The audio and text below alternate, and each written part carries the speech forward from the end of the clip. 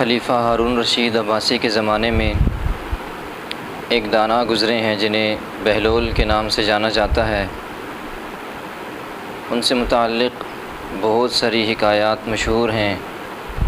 ان کی یہ حکایات لوگوں کو اللہ تعالیٰ تک پہنچانے میں، لوگوں کو زندگی کی حقیقت سے روشناس کرانے میں بڑی اہمیت کی حامل ہیں۔ ایک بار قبرستان کے اندر بیٹھے ہوئے تھے اور مٹی سے گھر بنا رہے تھے۔ چھوٹے چھوٹے گھر بناتے اور پھر توڑ دیتے، پھر بناتے، اور بنا کر کے یہ آواز لگا رہے تھے کہ جو کوئی مجھ سے یہ گھر 1 درہم کے اندر خرید لے گا، اس کے لیے میں دعا کروں گا کہ اللہ تعالیٰ اسے جنت کے اندر محل عطا فرمائے۔ خلیفہ ہارون الرشید کی سواری وہاں سے گزری، پوچھا بہلول کیا کر رہے ہو؟ کہا کہ گھر بنا رہا ہوں۔ کیا کرو گے ان گھروں کے ساتھ؟ اس گھر کو جو مجھ سے 1 درہم کے بدلے میں خریدے گا، میں اس کے لیے دعا کروں گا کہ اللہ تعالیٰ اس کو جنت میں محل عطا فرمائے۔ ہارون الرشید بہلول کی یہ بات سن کر ہنس پڑا اور آگے چل دیا کہ تو دیوانہ اور پاگل ہے، کہاں بھلا 1 درہم کے اندر جنت کے اندر محل کہاں ملتا ہے۔ چلا گیا، پیچھے سے اس کی خاتون زبیدہ خاتون آئی، بڑی اللہ والی خاتون تھی۔ بہلول سے پوچھا بہلول کیا کر رہے ہو؟ کہا گھر بنا رہا ہوں۔ کیا کرو گے؟ فروخت کروں گا۔ کتنے میں؟ 1 درہم میں فروخت کروں گا، ساتھ دعا بھی دوں گا۔ کیا دعا دو گے؟ یہ دعا دوں گا کہ جو مجھ سے 1 درہم کے اندر یہ گھر خرید لے، اللہ تعالیٰ اس کو جنت کے اندر محل عطا فرمائے گا۔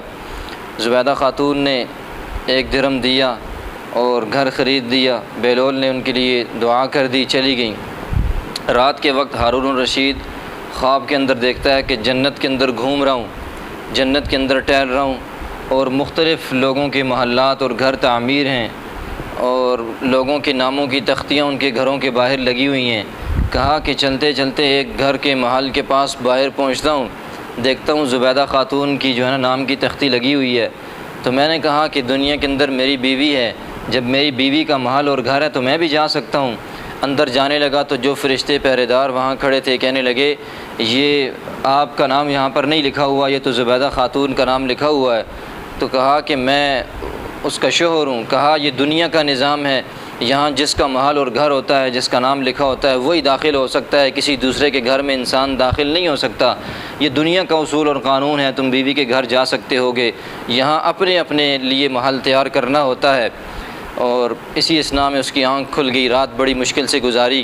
صبح ہوئی تو اس سوچ اور فکر کے ساتھ دوڑتا دوڑتا جو ہے نا چلا گیا اپنی سواری لے کر کے قبرستان کی طرف۔ دیکھا بہلول اسی جگہ پر بیٹھا ہے، وہیں گھر بنا رہا ہے۔ اب اس کے دل میں یہی بات تو خواب میں دیکھ چکا تھا، دل میں یہ بات آئی کہ پھر اس کو 1 درہم دوں گا اور یہ مکان خرید لوں گا، اور یہ دعا کرے گا اللہ تعالیٰ مجھے بھی جنت کے اندر محل عطا فرمائے گا۔ کہا بہلول کیا کر رہے ہو؟ بہلول نے کہا کہ گھر بنا رہا ہوں۔ کیا کرو گے؟ فروخت کروں گا۔ اور کس طرح فروخت کرو گے؟ کہا اس کو فروخت کروں گا اور ساتھ دعا بھی دوں گا۔ کس قیمت پہ فروخت کرنا چاہتے ہو؟ کہا کہ اس گھر کی قیمت جو ہے نا یہ ساری دنیا کی سلطنت ہے، ساری دنیا کی بادشاہت ہے۔